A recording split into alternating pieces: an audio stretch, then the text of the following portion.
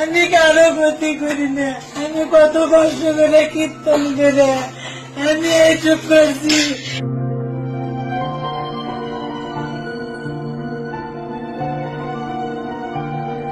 জীবনে যা কামাই করছিল ওই 2 লাখ টাকা জীবনে যা কামাই করছিল সব নিয়ে চলে গেছে।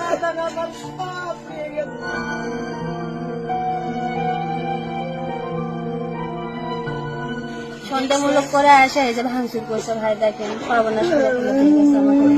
আমরা তো কাগজ কলমে আমরা নেতাগিরি করি না, আমার নাম মাত্র আওয়ামী লীগ, সবাই জানেন আমরা আওয়ামী লীগ, কিন্তু আমাদের একেবারে যায় না ওভাবে।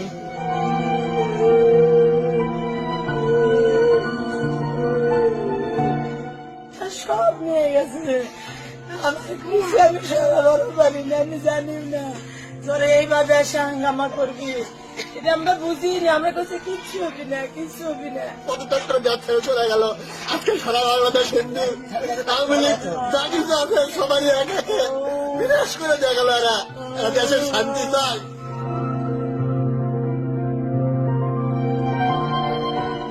ধাম করে এসে মারা দিল বাড়ি, ধাম দাও দিয়ে